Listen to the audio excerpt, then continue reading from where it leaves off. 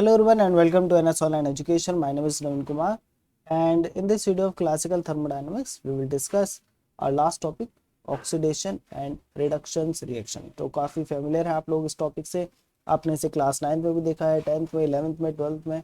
तो पहले हम इसका क्विक रिविजन करेंगे इसकी थ्योरी का। After that we will discuss Nernst equation, then we will discuss free energy change equation and then we will do some numerical based on that. Okay, so let's start.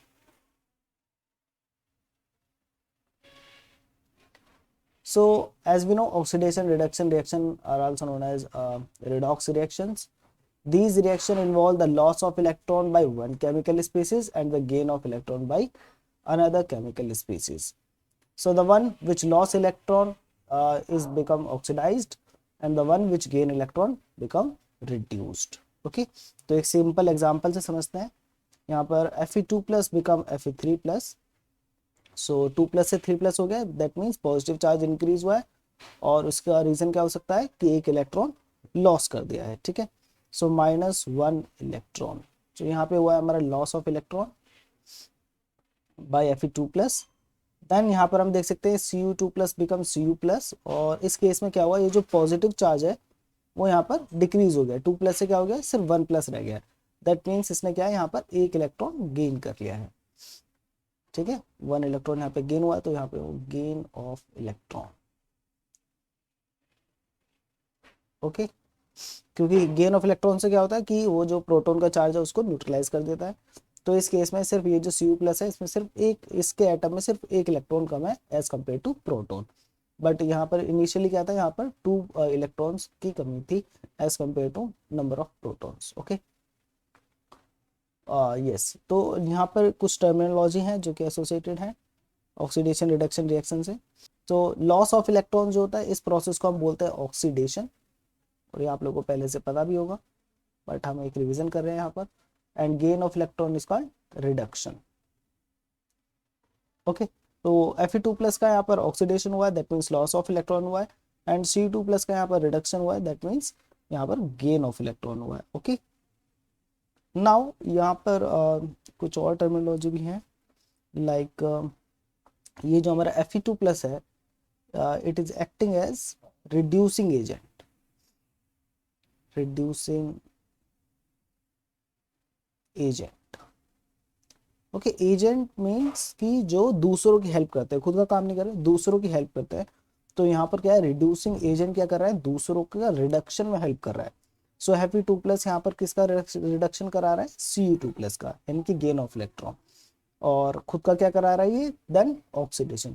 जब तक ये खुद का oxidation नहीं कराएगा तो सामने वाले का रिडक्शन कैसे कराएगा।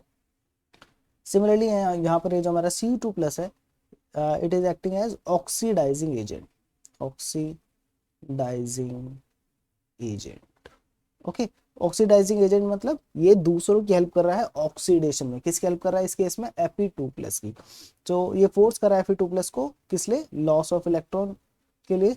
ठीक है, यानी कि ऑक्सीडेशन के लिए फोर्स कर रहा है। ठीक है, और जैसे वो लॉस करेगा तो खुद का ये क्या करा लेगा, रिडक्शन करा लेगा। तो ये एक्चुअली एफिनिटी पे डिपेंड होता है कि किस मतलब एलिमेंट, मतलब जो भी आपके यहाँ पे मॉलिक्यूल कंपाउंड है उनकी एफिनिटी क्या है, किसके लिए, इलेक्ट्रॉन के लिए एफिनिटी क्या है। ठीक है, अगर किसी की ज्यादा एफिनिटी है इलेक्ट्रॉन के लिए तो वो उसको गेन कर लेगा, दूसरे से बोरो कर लेगा। ठीक है, तो यहाँ पर Cu2 प्लस जो है उसकी एफिनिटी ज्यादा थी as compare to Fe2 plus, तो इसने लॉस कर दिया इलेक्ट्रॉन और Cu2 प्लस ने गेन कर लिए। ठीक है, तो ये डिपेंड करता है कि इलेक्ट्रॉन के लिए एफिनिटी किसकी ज्यादा है। तो हमारा ये जो केस है, ये जो एग्जांपल है, इसको हम 2 हाफ रिएक्शंस में इसको डिवाइड कर सकते हैं। फर्स्ट है यहाँ पर आपका Fe2 plus become Fe3 plus plus ही, यानी कि हमारा किसको रिप्रेजेंट कर रहा है, ऑक्सीडेशन हाफ रिएक्शन को। Okay, oxidation half reaction. And the below one is Cu2 plus, जहाँ पे इलेक्ट्रॉन का गेन हुआ, that is reduction half reaction. Okay, but ऐसा कंपलसरी नहीं है कि ये Fe2 plus Fe3 plus plus ये जो हमारा ये ऑक्सीडेशन हाफ रिएक्शन हो, ये इस केस के लिए ऑक्सीडेशन हाफ रिएक्शन है। ठीक है, but for some other case जहाँ पर जो अपोजिट एलिमेंट है उससे Fe2 प्लस की ज़्यादा, मतलब Fe3 प्लस की ज़्यादा एफिनिटी इलेक्ट्रॉन को गेन करने की, तो उस केस में ये जो रिएक्शन है वो इस डायरेक्शन में भी हो सकती है। ठीक है, यानी कि डायरेक्शन कोई भी हो सकती है, बैकवर्ड भी हो सकती है, फॉरवर्ड भी हो सकती है, वो डिपेंड करेगा कि सिचुएशन क्या है। और इसके लिए भी हम आगे स्टडी करेंगे अपना इलेक्ट्रोड पोटेंशियल, जहाँ से हमें ये कॉन्सेप्ट क्लियर होगा कि कौन सा एलिमेंट और ये जो मॉलिक्यूल वगैरह है वो आपके कब एक्ट करते हैं एज अ ऑक्सीडाइजिंग एजेंट और कब एक्ट करेंगे as a reducing agent. Okay, then ये जो हमारा रिड्यूसिंग एजेंट है इसका सेकंड नेम है रिडक्टेंट, एंड ये जो हमारा ऑक्सीडाइजिंग एजेंट है इसका सेकंड नेम है ऑक्सीडेंट। तो ये भी आप लोग को याद रखना है कि इनको आप रिडक्टेंट बोल सकते हैं, इसको रिडक्टेंट, एंड ऑक्सीडाइजिंग एजेंट को हम ऑक्सीडेंट भी बोल सकते हैं। ठीक है, जो दूसरों की हेल्प करते हैं ना कि खुद होते हैं। ठीक है, then electrons are transferred from one molecule to another in one of the four ways. तो फोर पॉसिबल वेज हैं जिससे ऑक्सीडेशन रिडक्शन रिएक्शन हो सकता है, जिसमें मतलब इलेक्ट्रॉन का ट्रांसफर हो सकता है। ठीक है, तो फर्स्ट वे है by directly transferring an electron. तो इलेक्ट्रॉन के डायरेक्ट ट्रांसफर से हो सकती है ऑक्सीडेशन रिडक्शन रिएक्शन, जैसे कि अभी हमने पीछे एग्जांपल देखा था जहाँ पर Fe2+ ने इलेक्ट्रॉन किसको ट्रांसफर कर दिया था, Cu2+ को ट्रांसफर कर दिया था, और जिससे इसका खुद का क्या हो गया था, इसका खुद का हो गया था आपका ऑक्सीडेशन, और ऑक्सीडाइज होकर के इसने क्या बना लिया Fe3+, और Cu2+ इसका रिडक्शन हो गया, gain of electron, and it become reduce to Cu+। Okay, then second है एज हाइड्रोजन एटम। तो हाइड्रोजन एटम की फॉर्म में भी यहाँ पर ट्रांसफर हो सकता है इलेक्ट्रॉन। फॉर एग्जांपल यहाँ पर AS2 है, ठीक है, और A+ ये आपका मतलब ऑक्सीडेशन से क्या हो जाएगा A+ 2E- एंड 2H+। तो ये हम एक हाफ रिएक्शन यहाँ पे देख रहे हैं। ठीक है, और इसी तरीके से कोई दूसरा अगर कंपाउंड है, फॉर एग्जांपल B, जो कि BH2 फॉर्म कर सकता है, तो उस केस में यहाँ पर हमें रिएक्शन इस फॉर्म में देखने के लिए मिलेगी AS2 + B will give you A + BH2। तो यहाँ पे हम देख सकते हैं यहाँ पर क्या हुआ है, लॉस ऑफ इलेक्ट्रॉन हुआ है। ठीक है, हाइड्रोजन एटम की फॉर्म में आप कह सकते हैं एक तरीके से। तो इसका क्या हो गया है लॉस ऑफ, तो यहाँ पर इसका हुआ है ऑक्सीडेशन। ठीक है, और यहाँ पे ये जो BBH2 है इसका क्या हो गया है रिडक्शन। देन थर्ड है as hydride ion. Hydride ion की फॉर्म में, तो हाइड्राइड आयन की फॉर्म में क्या होता है कि हाइड्राइड आयन आपको पता है कि एक हाइड्रोजन के पास एक इलेक्ट्रॉन और एक प्रोटॉन होता है, तो ये न्यूट्रल होता है। बट अगर ये एक इलेक्ट्रॉन एक्स्ट्रा गेन कर ले, ठीक है, तो ये क्या बन जाएगा हाइड्राइड आयन फॉर्म कर लेगा, यानी कि इसके जो इसकी शेल में कितना आ जाएंगे, 2 इलेक्ट्रॉन आ जाएंगे के शेल में। ठीक है, और के में आपको पता है सिर्फ 2 ही इलेक्ट्रॉन्स आ सकते हैं। सो ये क्या बन गए हाइड्राइड आयन। तो हाइड्राइड आयन और हीलियम में यही डिफरेंस है कि हीलियम में 2 प्रोटॉन और 2 इलेक्ट्रॉन होते हैं, हाइड्राइड आयन में 1 प्रोटॉन 2 इलेक्ट्रॉन होते हैं, इसलिए इसके ऊपर एक नेगेटिव चार्ज रहेगा। ठीक है, सो ये क्या इसका एक सिंपल इसका जो एग्जांपल है दैट इज NAD लिंक डिहाइड्रोजिनेसिस। ठीक है, तो यहाँ पर आप देख सकते हैं हमारा NAD+ है, और NAD+ और ये आप कंसिडर कर सकते हैं 2H+ 2E-। ठीक है, और यहाँ पर हमारा क्या फॉर्म हो गया NADH+H+। तो इनसे हम क्या बना सकते हैं, इनसे हम एक हाइड्राइड आयन बना सकते हैं H-, यानी कि एक H+ और 2E- से हमें क्या मिलेगा हाइड्राइड आयन, प्लस क्या बच जाएगा हमारे पास एक H+ रह जाएगा।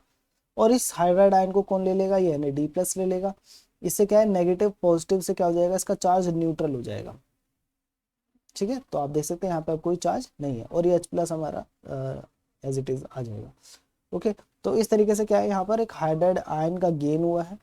ठीक है, इसने NAD+ ने ले लिया, तो यहाँ पर गेन ऑफ इलेक्ट्रॉन हुआ है by NAD+ in the form of hydride ion, और गेन ऑफ इलेक्ट्रॉन को हम क्या बोलते हैं रिडक्शन। तो यहाँ पर NAD+ का क्या हुआ है रिडक्शन हुआ है, और रिड्यूस फॉर्म क्या है इसकी NADH।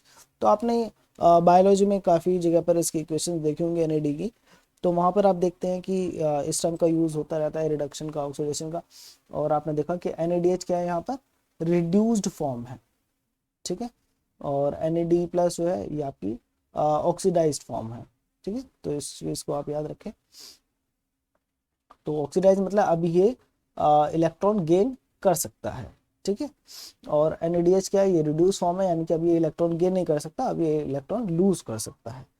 I hope it is clear. Then fourth is through direct combination with oxygen. तो ये तो सबसे सिंपल टाइप का ऑक्सीडेशन होता है, जहाँ पर ऑक्सीजन जो है वो डायरेक्टली जा करके आपका बाइंड कर जाएगी। In this case the oxygen combines with N oxygen with an organic reductant and is covalently incorporated in the product as in the oxidation of hydrocarbon to an alcohol. Reductant मैंने आपको बताया था reducing agent होते हैं, यानी कि यहाँ पर जो हमारा ऑर्गेनिक मॉलिक्यूल है वो आपका क्या है, रिड्यूसिंग एजेंट है, यानी कि जो दूसरों का रिडक्शन कराए और खुद का क्या कराए, ऑक्सीडेशन। ठीक है, तो और ये जो ऑक्सीजन होता है ये आप कह सकते हैं कि ये सबसे ज़्यादा ऑक्सीडाइजिंग एजेंट होता है। ठीक है, काफ़ी स्ट्रॉन्ग ऑक्सीडाइजिंग एजेंट है, तो ये इसके इलेक्ट्रॉन को लेने की जो इसकी एबिलिटी है वो काफ़ी ज़्यादा है। ठीक है, तो इसलिए स्ट्रॉन्ग ऑक्सीडाइजिंग एजेंट है। तो ये क्या करेगा, ये जो हमारा ऑर्गेनिक मॉलिक्यूल है इससे इलेक्ट्रॉन ले लेगा। ठीक है, और खुद का क्या करा लेगा, अब क्योंकि ऑक्सीडाइजिंग एजेंट है और इलेक्ट्रॉन ले रहा है तो gain of electron is reduction. और जैसे कि हमने देखा ये जो ऑर्गेनिक मॉलिक्यूल है ये रिडक्टेंट की तरह वर्क कर रहा है, यानी कि आपका रिड्यूसिंग एजेंट है तो ये इलेक्ट्रॉन दे देगा और खुद का क्या करा लेगा, ऑक्सीडेशन। तो यहाँ पे हमें क्या मिल जाएगा एक, तो as in oxidation of hydrocarbons to an alcohol, तो यहाँ पे हमें अल्कोहल फॉर्म मिल जाएगी। ठीक है, तो ऑक्सीजन जब बाइंड करती है तो उसे हम ऑक्सीडेशन बोलते हैं, सिंपली आप ऐसे भी याद रख सकते हैं। ठीक है, और हाइड्रोजन बाइंड करती है तो रिडक्शन होता है। ओके, तो जैसे कि हम यहाँ देख सकते हैं इस केस में हाइड्रोजन बाइंड की थी BH2 से, तो इसको हमने क्या बोला है, रिडक्शन बोला है। फिर एक हमने हाइड्राइड आयन का एग्जांपल देख लिया, हाइड्राइड आयन में एक इलेक्ट्रॉन एक्स्ट्रा है तो उस तरीके से इलेक्ट्रॉन आ गया है, और gain of electron is reduction, तो यहाँ पे NAD+ का रिडक्शन हो गया। यहाँ पर इस केस में डायरेक्टली ट्रांसफर हुआ था इलेक्ट्रॉन का, तो उसको भी हमने क्या बोला है, रिडक्शन बोला है। क्लियर। देन ये एक ओवरव्यू है सेलुलर रेस्पिरेशन का। ठीक है, फोटोसिंथेसिस में आपको पता है कि जो हाई एनर्जी इलेक्ट्रॉन्स होते हैं उनको इनकॉर्पोरेट करके और ग्लूकोज का सिंथेसिस होता है। ठीक है, फोटोसिंथेसिस में।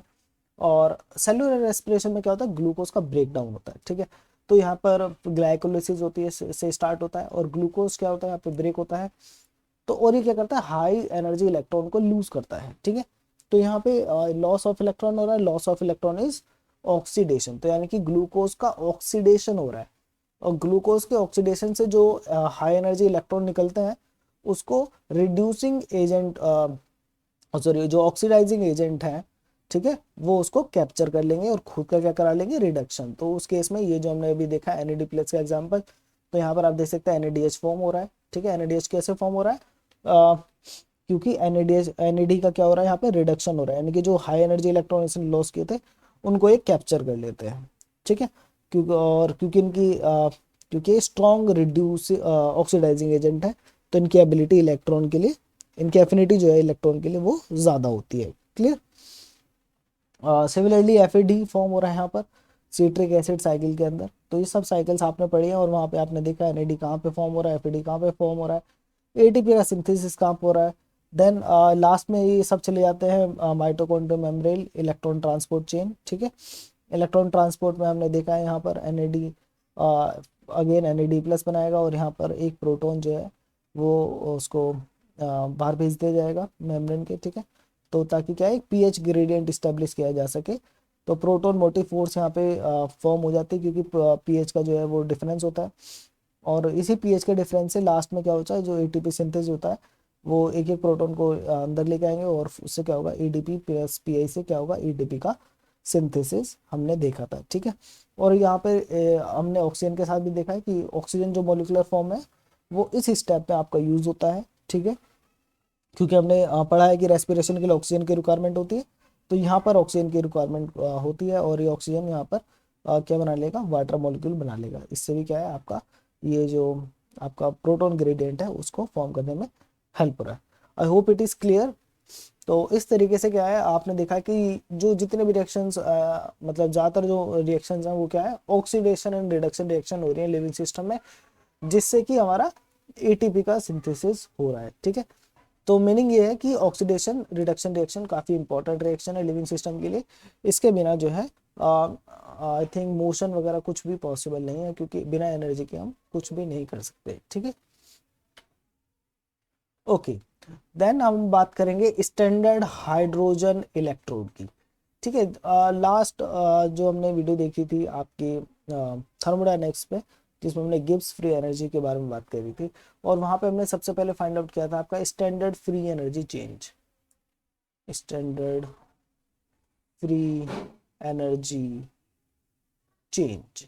और उसमें हमने क्या करा था, एक स्टैंडर्ड कंडीशन एज्यूम की थी कि सारे जो हमारा रिएक्टेंट है उसको भी 1 मोलर लिया था, जो हमारा प्रोडक्ट था उसको भी 1 मोलर लिया था, और फिर हम लोग कुछ एक्स्ट्रा कंडीशन भी एज्यूम की थी, लाइक 25 डिग्री सेल्सियस टेम्परेचर वहाँ पे एज्यूम किया, and standard atmospheric temperature and pressure assume किया, सॉरी। और उसके अलावा हमने पीएच भी एज्यूम किया था फॉर बायोकेमिस्ट 7। ठीक है, तो इस टाइप की कंडीशन हमने को स्टैंडर्ड फॉर्म में लिया, ताकि जो है हम कंपैरेटिवली फाइंड आउट कर सकें कि कौन किस टाइप के रिएक्शन जो है वो उनके लिए फिर एनर्जी चेंज क्या होगा। ठीक है, तो सिमिलरली यहाँ पर भी क्या है, हम क्या कर रहे हैं कि अगर हमें ये फाइंड आउट करना है, क्योंकि अभी हमने दो टाइप की रिएक्शन देखी, Fe देखा हमने 2+ will give us Fe3+ plus e, और एक हमने देखा Cu 2+ Cu, हाँ ये Cu 2+ plus E will give you Cu+। अब क्वेश्चन ये है कि हमें कैसे पता चलेगा कि कौन इलेक्ट्रॉन लूज करेगा, कौन इलेक्ट्रॉन गेन करेगा। ठीक है, और ये तो सिर्फ हम यहाँ पे दो ही केमिकल स्पीसीज की बात कर रहे हैं, Fe2+ एंड Cu2+ की, बट इससे ज़्यादा भी हैं हमारे पास, बाकी केमिकल स्पीसीज भी है। तो हमें कैसे पता चलेगा कि कौन इलेक्ट्रॉन लूज करेगा, कौन इलेक्ट्रॉन गेन करेगा? तो इसके लिए हमें क्या चाहिए, इसके लिए हमें एक रेफरेंस क्रिएट करना पड़ेगा। ठीक है, और उस रेफरेंस से क्या है, बाकी केमिकल स्पीसीज का हम कंपैरिजन करेंगे। ठीक है, कि अगर मान लीजिए ये हमारा कोई एक रेफरेंस है, तो इससे क्या है, क्या इसके कंपैरिजन में ये जो Fe2+ है वो कितना ज़्यादा स्ट्रॉन्ग ऑक्सीडाइजिंग एजेंट है। ठीक है, और इसके कंपैरिजन में कॉपर कितना ऑक्सीडाइजिंग एजेंट है। तो अगर हम कंसिडर कर लें कि यहाँ पर ये जो हमारा Fe2+ है और ये हमारा जो Cu2+ है, ठीक है, तो हमें पता चलेगा कि Cu2+ जो है वो स्ट्रॉन्ग ऑक्सीडाइजिंग एजेंट है, स्ट्रॉन्ग ऑक्सीडाइजिंग एजेंट। ठीक है, और Fe2+ जो है वो इतना स्ट्रॉन्ग ऑक्सीडाइजिंग एजेंट नहीं है। और वो कैसे हमें पता चल रहा है कि हमने इस रेफरेंस के थ्रू कैलकुलेट किया कि इस रेफरेंस से देखा जाए तो Fe2+ यहाँ पे लाई कर रहा है और Cu2+ यहाँ पे लाई कर रहा है।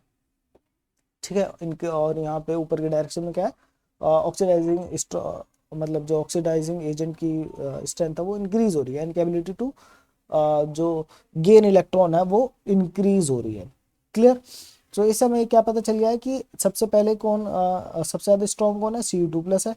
तो अगर हम इन दोनों की रिएक्शन को लेंगे तो उसमें ऑक्सीडाइजिंग एजेंट कौन होगा, Cu2+, और Fe2+ क्या होगा, रिड्यूसिंग एजेंट, यानी कि खुद का ऑक्सीडेशन करा लेगा और Cu2+ का क्या करा देगा, रिडक्शन करा देगा। आई होप इट इज क्लियर। तो यहाँ पे हमें एक रेफरेंस इक्वेशन रिएक्शन की ज़रूरत है जिससे हम बाकियों को कंपेयर कर सकें। ठीक है, ताकि हमें एक टेबल मिल जाए और उस टेबल के थ्रू जो है फिर हम जब भी कोई दो केमिकल स्पीसीज के बीच में रिएक्शन कराएं तो हमें पता हो कि कौन ऑक्सीडाइजिंग एजेंट की तरह बिहेव करेगा, कौन रिड्यूसिंग एजेंट की तरह बिहेव करेगा। अगर आपको पहले से पता है तो थोड़ा सा बोरिंग हो सकता है आप लोग के लिए, ओके, बट जिन्हें नहीं पता तो उनका एक ये रिवीजन यहाँ पर हो गया है।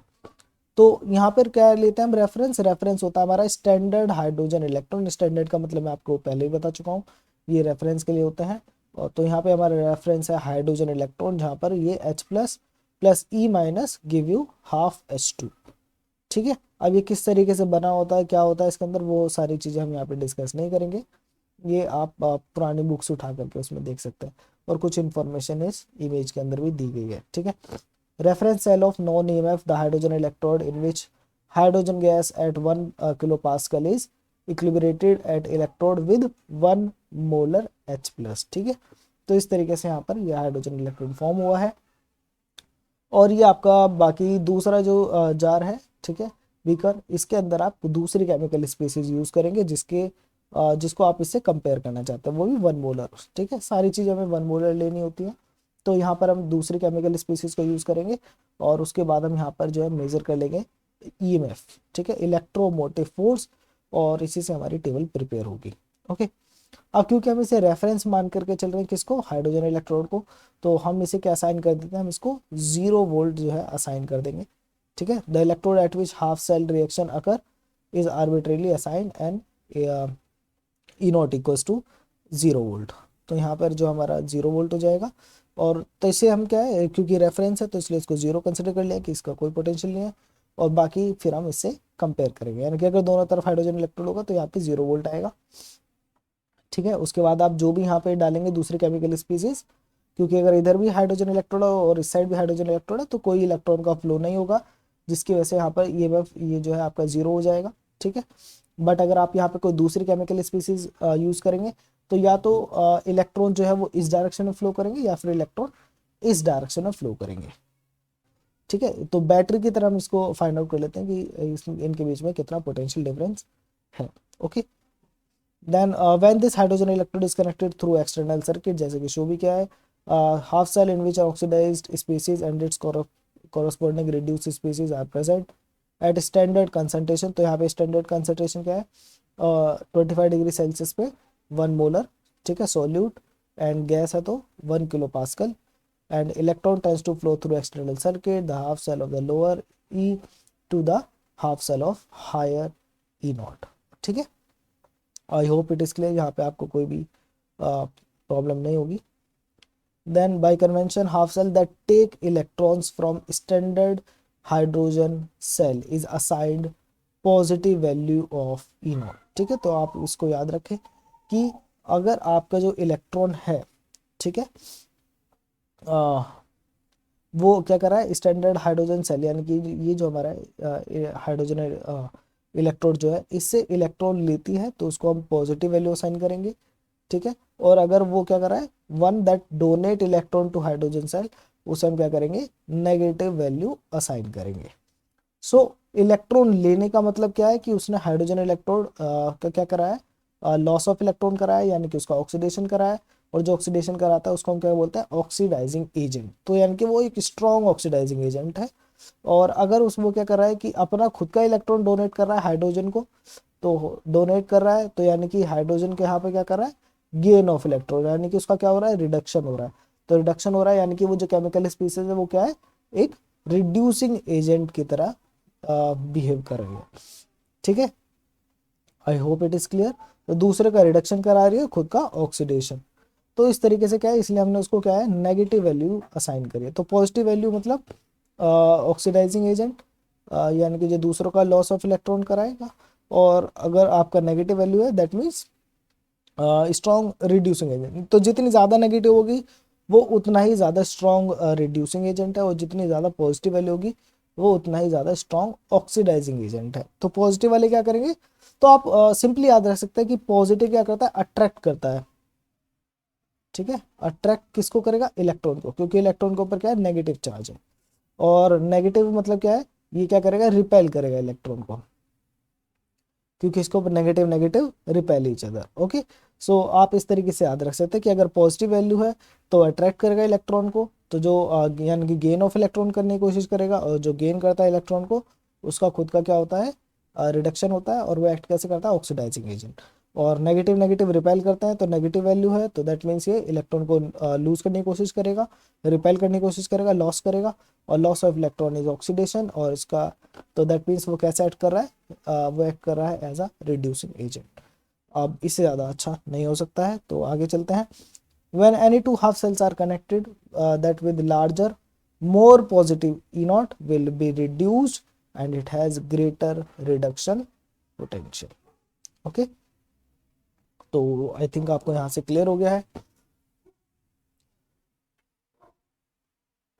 ओके, तो रिडक्शन पोटेंशियल हमने देख लिया है, तो आप देख सकते हैं ये हमारा हाफ सेल है और यहाँ पे रिडक्शन पोटेंशियल की वैल्यूज आपको गिवन है, और जो कि अभी हमने देखी है। तो आप देख सकते हैं हमारा स्टैंडर्ड हाइड्रोजन इलेक्ट्रोड है, और यहाँ पे pH 0 लिया है इन्होंने। ठीक है, फिजिक्स के टर्म्स में स्टैंडर्ड 0 रहेगा, और ये आपका रिडक्शन पोटेंशियल इसका क्या है, यहाँ पर आप देख सकते हैं 0। क्यों, क्योंकि दोनों तरफ hydrogen hydrogen standard hydrogen electrode use करेंगे तो बैटरी में कोई भी करंट फ्लो नहीं करेगा, क्योंकि दोनों साइड दोनों का रिडक्शन पोटेंशियल सेम है, तो कोई भी इलेक्ट्रॉन नहीं देगा ना ही गेन करेगा। ठीक है, बट इसके कंपैरिजन में अगर हम बाकियों को देखें, तो जब हमने स्टैंडर्ड हाइड्रोजन इलेक्ट्रोड के साथ हमने फॉर एग्जांपल पायरुवेट यूज़ करेंगे, तो हमने देखा पायरुवेट का यहाँ पर रिडक्शन पोटेंशियल क्या है, -0.185। तो माइनस का साइन मतलब क्या बता रहा है कि नेगेटिव नेगेटिव रिपेल, यानी कि एक अगर है लॉस ऑफ इलेक्ट्रॉन हो रहा है। ठीक है, जब हमने इसको किसके साथ यूज़ किया, स्टैंडर्ड हाइड्रोजन इलेक्ट्रोड के साथ कंपेयर किया, तो इसके कंपेरिजन में इसकी वैल्यू यहाँ पे शो की गई है। Okay, I hope it is clear. तो यहाँ पर इसका क्या हो रहा है, loss of electron means oxidation.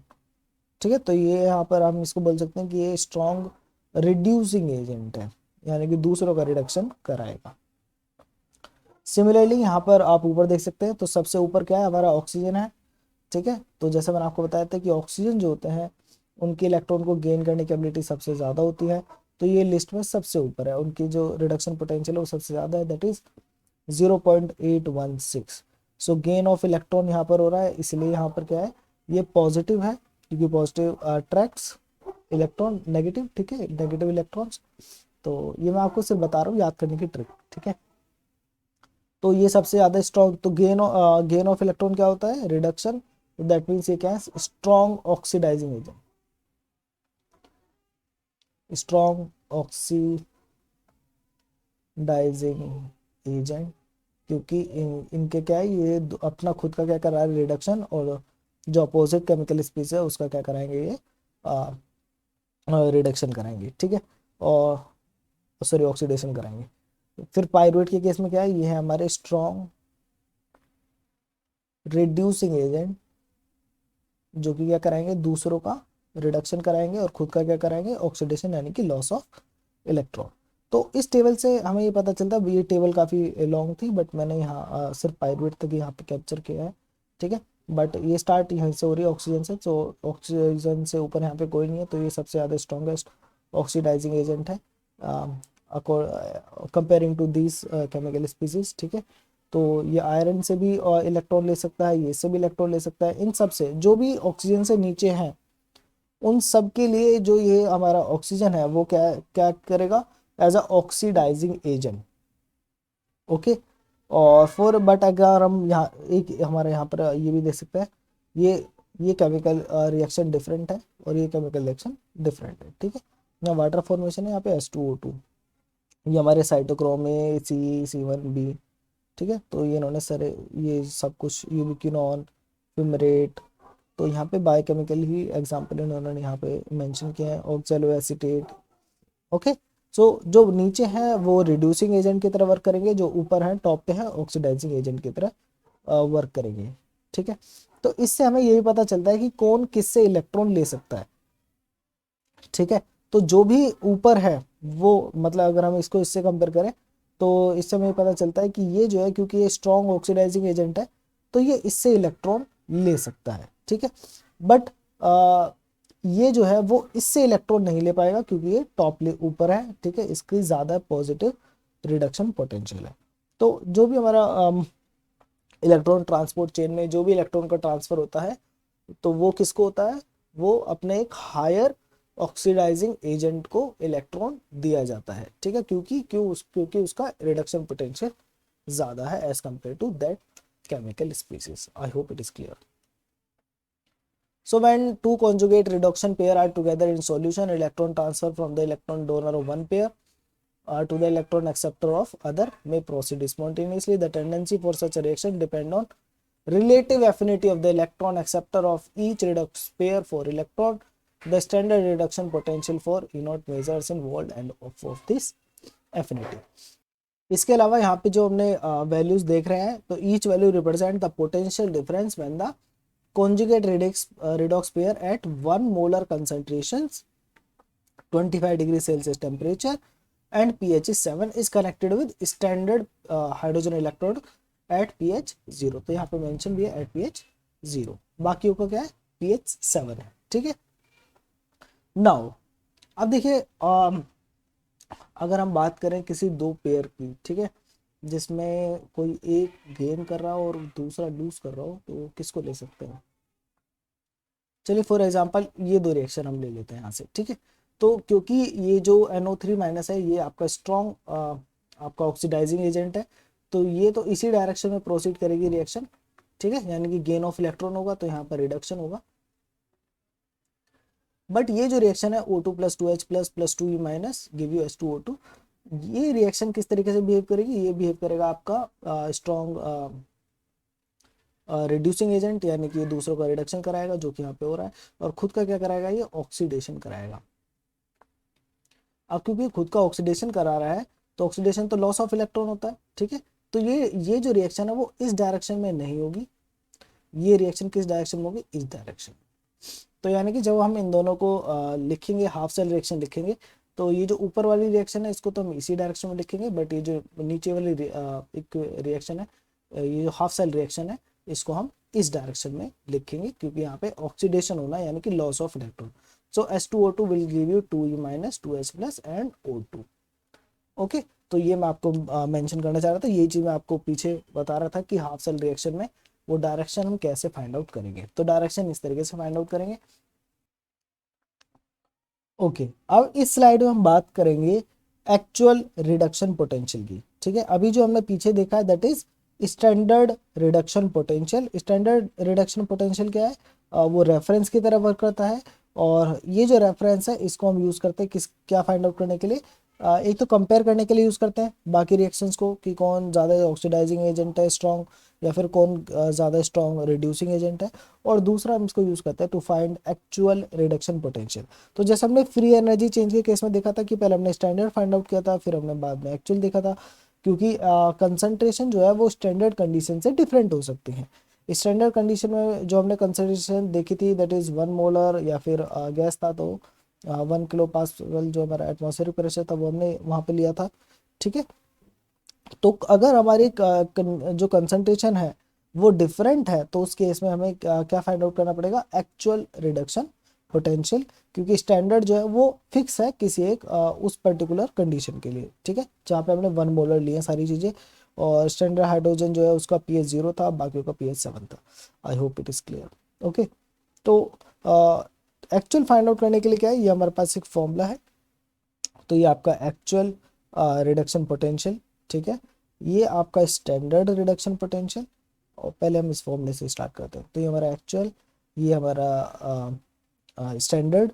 ठीक है, यानी कि 1 मोलर कंसंट्रेशन है जहाँ पर दोनों स्पीसीज की। ठीक है, यहाँ मतलब ये जो हमारा ये है और जो ये है, अगर इन दोनों की कंसंट्रेशन 1 1 मोलर है तो उस केस के लिए है वो। ठीक है, बट हमें फाइंड आउट करना है जब ये और ये 1 मोलर ना हो, कोई दूसरी इन दोनों की कंसंट्रेशन डिफरेंट हो। ठीक है, 1 मोलर ना हो, तो उस केस के लिए हम ये फॉर्मूला यूज करेंगे फाइंड आउट करने के लिए इसके लिए। तो आर टी, आर आपको पता है आइडियल गैस कांस्टेंट है, Rydberg constant, temperature, Faraday constant, n क्या है यहाँ पर कि कितने इलेक्ट्रॉन ट्रांसफर हुए हैं, लॉस हुए हैं। तो हम यहाँ पर देख सकते हैं कि यहाँ पर 1 इलेक्ट्रॉन का लॉस है। ठीक है, तो 1 इलेक्ट्रॉन ट्रांसफर हो रहा है। देन नेचुरल लॉग, उसके बाद इलेक्ट्रॉन एक्सेप्टर ऊपर आएगा और इलेक्ट्रॉन डोनर नीचे आएगा। तो फॉर एग्जांपल यहाँ पर जो Fe2+ है, ये क्या है? इलेक्ट्रॉन डोनर है एक्सेप्टर है? तो ये हमारा डोनर है। ठीक है, तो इलेक्ट्रॉन डोनर की कंसंट्रेशन को हम नीचे मेंशन करेंगे कि कितना है। और इलेक्ट्रॉन एक्सेप्टर कौन है? इलेक्ट्रॉन एक्सेप्टर हमारा Fe3+ है। क्यों? क्योंकि Fe3+ इस इलेक्ट्रॉन को एक्सेप्ट करके क्या फॉर्म करता है? ये फॉर्म करता है Fe2+, तो ये एक्सेप्टर है। ठीक है, सो इसकी जो कंसंट्रेशन है उसको हम ऊपर मेंशन करेंगे। आई होप इट इज क्लियर। अगर हम नीचे वाली रिएक्शन की बात करें तो इस केस में ये जो Cu+ है ये इलेक्ट्रॉन डोनर है, क्योंकि ये इलेक्ट्रॉन डोनेट करके क्या बना लेता है? Cu2+ plus E-। और अगर हम बात करें इलेक्ट्रॉन एक्सेप्टर की तो वो कौन है? Cu2+, क्योंकि ये इस इलेक्ट्रॉन को एक्सेप्ट करके क्या फॉर्म कर लेगा? Cu+ फॉर्म कर लेगा। तो उसकी कंसंट्रेशन जो है हम एक्सेप्टर की जो है उसको ऊपर ऊपर लिखेंगे, और जो डोनर है उसको हम नीचे लिखेंगे। ठीक है, तो ये आपको याद रखना है कि जो इलेक्ट्रॉन दे रहा है उसको नीचे, और जो इलेक्ट्रॉन ले रहा है उसको ऊपर। तो इस तरीके से ये जो हमारी है, इससे हम इस फॉर्मूले को यूज करके हम क्या फाइंड आउट कर सकते हैं? Actual reduction potential. I hope, ठीक है, तो आई होप ये आपको क्लियर हो गया है। तो जैसे हमने फ्री एनर्जी चेंज के केस में देखा था, तो सिमिलरली यहाँ पर भी हम डिफरेंट सिंबल यूज करते हैं। ठीक है, that is standard transform reduction potential, because क्योंकि यहाँ पे भी बायोकेमिस्ट ने क्या है, डिफ स्टैंडर्ड जो मतलब केमिस्ट यूज करते हैं उससे थोड़ी डिफरेंट स्टैंडर्ड कंडीशन यूज करी है, that is pH 7 and 25 degree Celsius. और ये जो हमने प्रीवियस उसमें स्लाइड में टेबल देखी है, तो उसमें भी ये जो इन्होंने पोटेंशियल यूज किया that is standard transform reduction potential, यानी कि जो बायोकेमिस्ट के स्टैंडर्ड के अकॉर्डिंग है। ठीक है, नाउ अगर हमें अगर हम इन दोनों रिएक्शंस को यूज करके एक बैटरी फॉर्म करते हैं या फिर इनकी रिएक्शन कराते हैं, तो उसका हमें फाइंड आउट करना है कि उसका पोटेंशियल डिफरेंस कितना होगा। ठीक है, अगर आप बैटरी फॉर्म करें या रिएक्शन कराएं, मतलब वो दोनों चीज़ सेम है। ठीक है, तो उस केस में आपका ये पोटेंशियल डिफरेंस कितना होगा, तो उसके लिए हम डेल ई, डेल का साइन मतलब होता है डिफरेंस, इसका मीनिंग डिफरेंस होता है। तो और यहाँ पे हम बात करें स्टैंडर्ड की, नॉट मतलब स्टैंडर्ड, ठीक है। तो स्टैंडर्ड मतलब 1 मोलर कंसंट्रेशन pH 7 और 25 डिग्री सेल्सियस हमारे केस में, ठीक है। तो उसके लिए कितना पोटेंशियल डिफरेंस आएगा, वो अगर हमें फाइंड आउट करना है तो उसके लिए फॉर्मूला क्या है, for any is given as reduction potential of electron acceptor minus standard reduction potential of electron donor. तो अगर हम ये दोनों केमिकल स्पीसीज कंसिडर कर रहे हैं तो हमें पता है जो फर्स्ट वन है ये इलेक्ट्रॉन डोनेट करती है, तो इलेक्ट्रॉन डोनेट करती है तो ये क्या है, इलेक्ट्रॉन डोनर की तरह एक्ट कर रही है, इलेक्ट्रॉन डोनर। और ये जो नीचे वाली है वो कैसे एक्ट कर रही है, इलेक्ट्रॉन एक्सेप्टर की तरह, इलेक्ट्रॉन एक्सेप्टर, ठीक है। जो इलेक्ट्रॉन एक्सेप्टर कर रही है तो उसका क्या हो रहा है, रिडक्शन हो रहा है, और ऊपर वाले का क्या हो रहा है, ऑक्सीडेशन हो रहा है, ठीक है। I hope it is clear now. तो सिमिलरली हम क्या करेंगे, यहाँ पे हम क्या करेंगे, ई ऑफ Fe2+, ओ सॉरी पहले हमें लिखना है एक्सेप्टर, तो एक्सेप्टर है हमारा Cu+, तो ये जो Cu+ और Cu2+, ओके, माइनस, और यहाँ पे मैं बना देता हूँ नॉट का साइन डैश लगा करके, ठीक है। तो ये क्या बता रहा है कि स्टैंडर्ड की बात कर रहे हैं, ठीक है। देन यहाँ पर हमारा क्या है, Fe2+/Fe3+, ओके। तो आई होप इट इज क्लियर। तो ये फॉर्मूला हम यूज करेंगे क्या फाइंड आउट करने के लिए, potential difference, okay. Now we want to calculate free energy change because of electron transfer, यानी कि ऑक्सीडेशन रिडक्शन की रिएक्शन की वजह से जो फ्री एनर्जी चेंज है वो कितना हुआ है, ये हमें फाइंड आउट करना है, ठीक है। तो इसके लिए हम हमारे पास ये फॉर्मूला है डेल जी, जो कि हमारा फ्री एनर्जी चेंज को रिप्रेजेंट करता है, इक्वल्स टू -NF डेली, ठीक है, ठीक है। तो ये एक एग्जांपल है लेनिंजर बुक से, calculate the standard free energy change. तो अभी हमें स्टैंडर्ड ही फाइंड आउट करना है, अदरवाइज अगर हमें डिफरेंट फाइंड आउट करना होता, एक्चुअल फाइंड आउट करना होता, तो हम ये वाला फॉर्मूला यूज कर लेते, E equals to E naught, ठीक है। और उसके बाद फिर हमने देखा था प्लस RT/NF/LN, ऊपर हमारे थे एक्सेप्टर, नीचे हमारे थे डोनर, ठीक है, यही था हमारा, okay. Now free energy change for the reaction in which acetaldehyde is reduced by biological electron carrier NADH, ठीक है। तो यहाँ पर क्या हुआ है, एसिटाल्डिहाइड रिड्यूस हुआ है, ठीक है, रिड्यूस हुआ है मतलब इसका रिडक्शन हुआ था, और रिडक्शन मतलब होता है आपका गेन ऑफ इलेक्ट्रॉन, तो इसने इलेक्ट्रॉन गेन किया है, गेन ऑफ इलेक्ट्रॉन। तो ये कैसा एक्ट कर रहा है, ये कर रहा है ऐसा इलेक्ट्रॉन एक्सेप्टर की तरह एक्ट कर रहा है, ठीक है। तो ये टर्म्स बहुत इंपॉर्टेंट है इस टाइप के क्वेश्चन को समझने के लिए कि रिड्यूस हो गया, ये हो गया, अगर आप ये टर्म्स नहीं समझेंगे तो आप वहाँ पे मिस्टेक कर सकते हैं, ठीक है। सो NADH यहाँ पे क्या है, NADH तो पहले से आप देख सकते हैं रिड्यूस फॉर्म में है, और उसके बाद ये क्या हो गया है आपका ऑक्सीडाइज हो गया है, ठीक है। तो यानी कि यहाँ पर क्या हुआ है, लॉस ऑफ इलेक्ट्रॉन। तो दैट मीन्स ये कैसे एक्ट कर रहा है, ये एक्ट कर रहा है electron donor. I hope it is clear, okay. Then calculate the actual free energy change, तो एक्चुअल फ्री एनर्जी चेंज हमें फाइंड आउट करना है, यानी कि del G when acetaldehyde and NADH are 1 molar. तो 1 मोलर है तो ये तो कंडीशन होती है, स्टैंडर्ड की कंडीशन होती है ये तो 1 मोलर, तो ठीक है। एंड इथेनॉल एंड NADR 0.0, तो ये नहीं है ठीक है। तो यहाँ पे थोड़ा गड़बड़ कर दिया इन्होंने, इथेनॉल एंड NADPH की कंसंट्रेशन क्या है, 0.1 मोलर, अगर ये भी 1 होते तो हम इसे स्टैंडर्ड कंडीशन मान लेते तो ईजी हो जाता, ओके, बट नो इशू। तो यहाँ पे इन्होंने डिफरेंट कंसंट्रेशन दी है, तो इसके लिए हमें, इसलिए इन्होंने यहाँ पे एक्चुअल बोला है, ठीक है।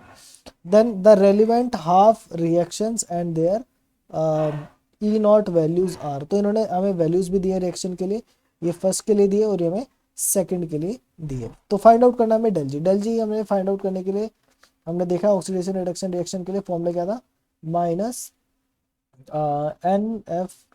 डेल ई, ठीक है। तो ये हमने फॉर्मूला पीछे देखा है टू फाइंड आउट, तो उसके लिए हमें क्या चाहिए, पहले हमें डेल ई फाइंड आउट करना पड़ेगा। अब देखिए क्या है, क्योंकि यहाँ पे कंसंट्रेशन डिफरेंट है तो हम इसका यूज नहीं कर पाएंगे, यानी कि हम डेल ई नॉट ये वाला पोटेंशियल डिफरेंस नहीं फाइंड आउट कर पाएंगे। हमें क्या है, इनकी एक्चुअल ई वैल्यू फाइंड आउट करनी पड़ेगी सबसे पहले। एक्चुअल ई वैल्यू कैसे आएगी? एक्चुअल ई वैल्यू का फॉर्मूला हमने यहाँ पे देख लिया है, ठीक है। तो सबसे पहले हमें इसको यूज़ करना पड़ेगा, तो चलिए यूज़ करते हैं। तो स्टैंडर्ड इस फॉर्मूले में हम सबसे पहले किसके लिए फाइंड आउट कर रहे हैं? एसिटिल्डिहाइड के लिए, ठीक है, फर्स्ट के लिए फाइंड आउट कर रहे हैं। इसके लिए हमें ई नॉट स्टैंडर्ड कितना दिया हुआ है? -0.197, ओके, प्लस RT/NF, ठीक है। तो हमने देखा था कि अगर हम बात कर रहे हैं बायोकेमिस्ट्री की, तो उसमें टेम्परेचर हम 25 डिग्री सेल्सियस ले लें, और तो उसके लिए हमारे पास वैल्यू क्या आएंगी? तो पीछे एक बार देख लेते हैं फॉर्मूला, मुझे भी ऐसे 0.026 वोल्ट, ठीक है। सो 0.026 वोल्ट डिवाइड बाई कितने इलेक्ट्रॉन ट्रांसफर हो रहे हैं? 2 इलेक्ट्रॉन ट्रांसफर हो रहे, तो एन की वैल्यू हो गई 2, ठीक है। देन नेचुरल लॉग ब्रैकेट में अब हमें कंसंट्रेशन लिखनी है जो इलेक्ट्रॉन एक्सेप्टर है डिवाइडेड बाई डोनर, ठीक है। तो वो इज एक्सेप्टर एंड वो इज डोनर। सो इसके केस में जो हमारा एसिटाइल एल्डिहाइड है, इसने इलेक्ट्रॉन एक्सेप्ट किया है, ठीक है। तो ये एक्सेप्ट कर रहा है, तो इथेनॉल क्या होगा? ये डोनर की तरह नहीं, acetyl aldehyde 2H plus plus 2E minus give you ethanol. हाँ यस, गेन किया ना इसने इलेक्ट्रॉन, तो ये हमारा एक्सेप्टर हो गया, और एक्सेप्टर की कंसंट्रेशन ऊपर आएगी, और एसिटाइल एल्डिहाइड की कंसंट्रेशन कितनी है? 1 मोलर है, तो ऊपर आएगा 1 मोलर डिवाइडेड बाई नीचे हमारा क्या आएगा? इथेनॉल की कंसंट्रेशन कितनी गिवन है? 0.1 मोलर, 0.1, ठीक है। तो ये तो हमने फाइंड आउट कर लिया है फर्स्ट के लिए, एसिटाइल एल्डिहाइड के लिए। सेकंड के लिए हमें भी फाइंड आउट करना है, E equals to, then again यहाँ पे कितना है? -0.320। अच्छा, आप यहाँ पे भी देख सकते हैं स्टैंडर्ड इलेक्ट्रोड पोटेंशियल से कि ये ज़्यादा नेगेटिव है। ज़्यादा नेगेटिव मतलब इसका क्या होगा? आ, ये आपका एक्ट करेगा स्ट्रॉन्ग रिड्यूसिंग एजेंट, और रिड्यूसिंग एजेंट यानी कि दूसरा रिडक्शन, खुद का ऑक्सीडेशन यानी कि लॉस ऑफ इलेक्ट्रॉन होगा, ठीक है। क्यों? क्योंकि ये ज़्यादा नेगेटिव है as compare to this, clear. और या फिर आप ये कह सकते हैं ये ज़्यादा पॉजिटिव है, तो ये ज़्यादा पॉजिटिव है, तो ये क्या करेगा?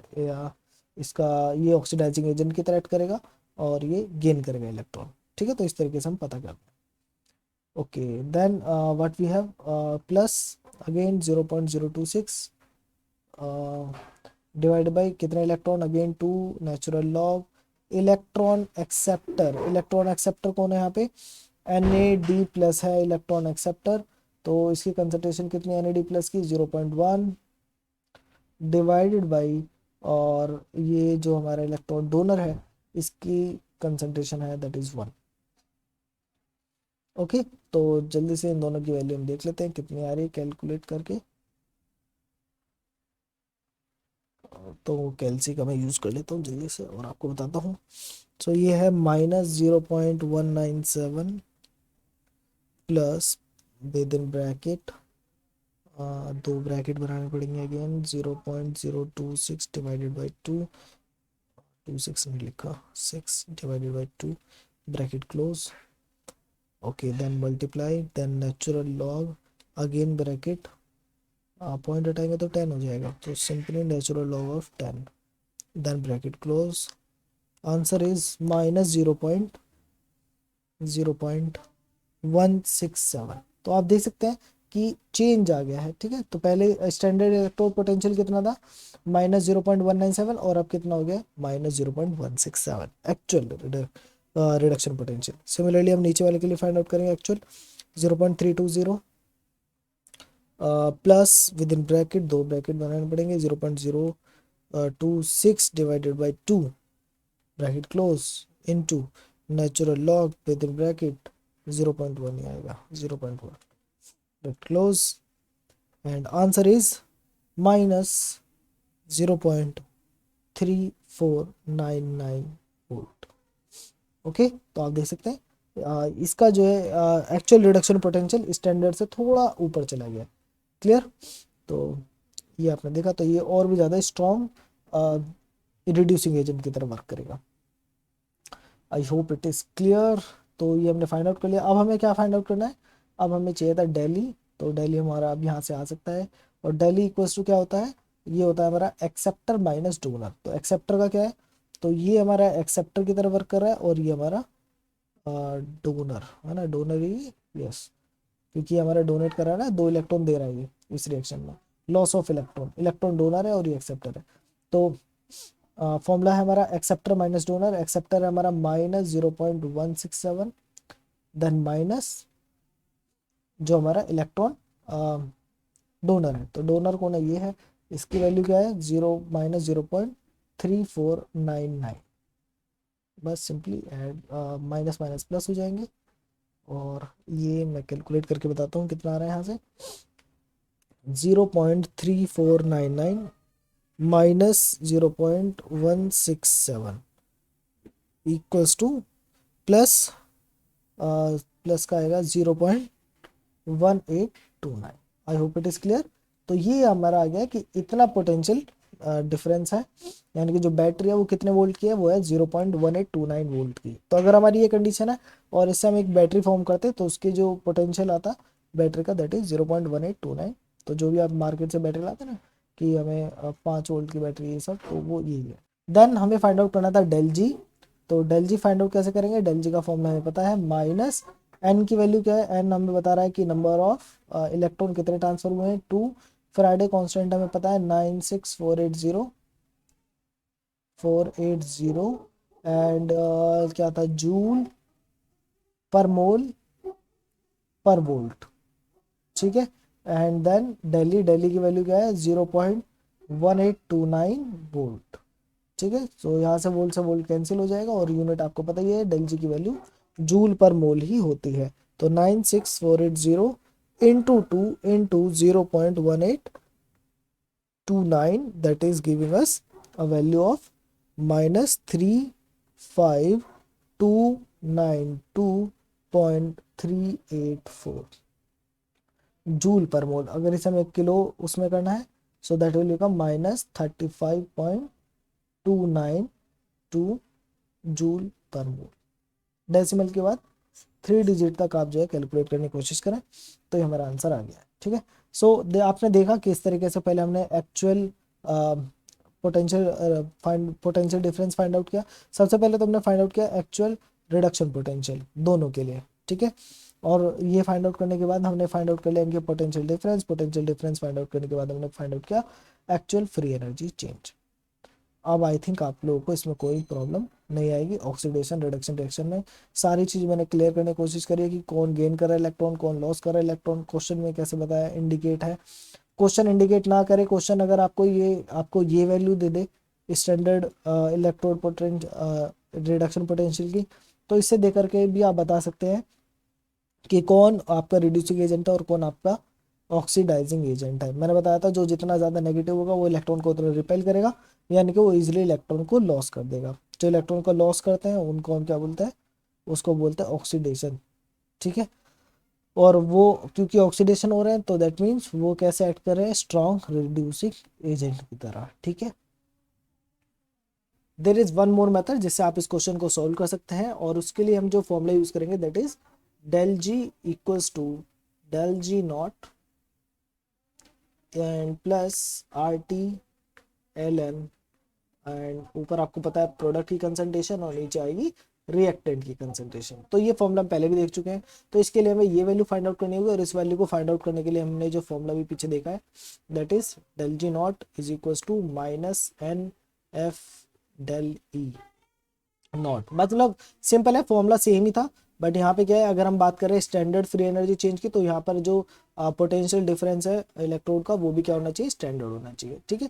और इसको फाइंड आउट करने के लिए हम क्या है, ये डिफरेंस किसका होता है, ये होता है difference of standard reduction potential. तो ये स्टैंडर्ड रिडक्शन पोटेंशियल की वैल्यू हमें पहले गिवन है, और आपको पता है ये जो है ये हमारा इलेक्ट्रॉन एक्सेप्टर है, और ये हमारा जो नीचे है वो इलेक्ट्रॉन डोनर है। और आपको पता है ये जो पोटेंशियल डिफरेंस है ये क्या होता है, ये होता है एक्सेप्टर माइनस डोनर का डिफरेंस, ठीक है। सो ये माइनस माइनस करेंगे तो ये प्लस हो जाएगा, और इसको अगर हम कैलकुलेट करें तो इसमें हमें क्या करना पड़ेगा, 0.320 minus 0.197 and that will give अस 0.123, ठीक है। तो काफ़ी नॉइस रहेगा आज वीडियो में क्योंकि ये मॉर्निंग में रिकॉर्ड हो रही है, तो 0.123 वोल्ट। अब इस वैल्यू को हम यहाँ पे यूज़ कर लेते हैं, तो ये हो जाएगा माइनस एन की वैल्यू आपको पता है 2 इलेक्ट्रॉन ट्रांसफर हो रहे हैं 96480। ओके, एंड जितना आप प्रैक्टिस करेंगे ये वैल्यूज़ आपको याद हो जाएंगी फैराडे वगैरह सबकी। और 0.123 अगर हम इसको मल्टीप्लाई कर लें तो 0.123 into 2 into 96480 that will give us 23,734.08, तो that will be equals to 23.734 kilo joule per mole. So this is the value of standard free energy change. और अगर आप में स्टैंडर्ड फ्री एनर्जी चेंज मिल गया तो रेजबर्ग कांस्टेंट की वैल्यू आप यहाँ पे पुट कर दीजिए। टेम्परेचर आप 25 डिग्री सेल्सियस एज्यूम करके इस क्वेश्चन के लिए, और तो वो 298 केल्विन हो जाएगा।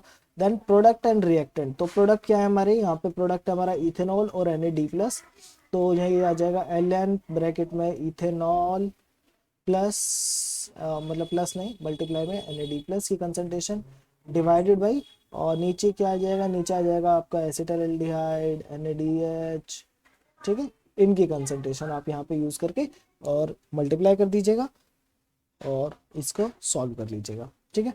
तो इससे भी आपका आंसर सेम ही आएगा, और तो सॉल्व कर आप इसको भी ट्राई करें। ओके, देन ये एक प्रीवियस ईयर क्वेश्चन है फ्रॉम गेट 2020, क्वेश्चन नंबर 55 जो इस टॉपिक से आया है। The mitochondrial electron transfer chain oxidises NADH with oxygen being terminal electron acceptor. हमें पता ही है कि ऑक्सीजन जो है वो सबसे ज़्यादा स्ट्रॉन्ग आपका क्या है, ऑक्सीडाइजिंग एजेंट है, यानी कि दूसरे का ऑक्सीडेशन कराता है, खुद का रिडक्शन। The redox potential for two half reactions are given below, तो ये आपको गिवन है दोनों ही, ठीक है। The free energy change associated with transfer of electron from NADH to oxygen is dash kilo joule per mole rounded off to 2 decimal place, और Faraday की वैल्यू जो आपको यूज करना है। तो यहाँ पर इन्होंने क्या पूछा है, यहाँ पे इन्होंने कोई कंसंट्रेशन नहीं दी, कुछ भी नहीं दिया, तो सिंपली आपको क्या फाइंड आउट करना है, यहाँ पे आपको फाइंड आउट करना है standard free energy change, that is MF del E naught. तो डेली कैसे फाइंड आउट करते हैं मैंने बता दिया है पीछे, एक्सेप्टर माइनस डोनर। तो कौन एक्सेप्टर है कौन डोनर है आपको खुद से यहाँ पे फाइंड आउट करना है इन वैल्यूज को देख करके। तो देखिए मैंने आपको बताया था कि जो पॉजिटिव है, पॉजिटिव मतलब पॉजिटिव अट्रैक्ट्स इलेक्ट्रॉन, तो ये इलेक्ट्रॉन को एक्सेप्ट करेगा तो इलेक्ट्रॉन लेगा, ठीक है। तो ये इलेक्ट्रॉन लेगा, तो ये क्या है कर रहा है, गेन ऑफ इलेक्ट्रॉन। तो जो जितना ज्यादा पॉजिटिव है वो गेन ऑफ इलेक्ट्रॉन करेगा, और गेन ऑफ इलेक्ट्रॉन करेगा यानी कि क्या है, इलेक्ट्रॉन एक्सेप्टर है, ठीक है। और ये नेगेटिव है, तो जो जितना ज्यादा नेगेटिव होता है वो रिपेल करेगा इलेक्ट्रॉन को, यानी कि लॉस ऑफ इलेक्ट्रॉन। और तो ये कैसे एक्ट करेगा, ये एक्ट करेगा इलेक्ट्रॉन डोनर की तरह, ओके। और ये डेली क्या होता है, ये होता है एक्सेप्टर माइनस डोनर। ये तो आपको याद ही रखना पड़ेगा कि एक्सेप्टर माइनस डोनर, बस सिंपल है। आप इसको फाइंड आउट कर लीजिए, एफ आपको गिवन है, एंड नंबर ऑफ इलेक्ट्रॉन कितने जा रहे हैं, 2 इलेक्ट्रॉन जा रहे हैं, डेल जी की वैल्यू आ जाएगी। सो इस तरीके से आप फ्री एनर्जी चेंज इसको खुद से आप कैलकुलेट कर सकते हैं, ठीक है। और और उसके सॉल्व करके बताइए कमेंट सेक्शन में कि आंसर कितना है। तो आई होप ये वीडियो भी आपको अच्छी लगी होगी। तो मिलते हैं नेक्स्ट वीडियो में, तब तक के लिए बाय बाय।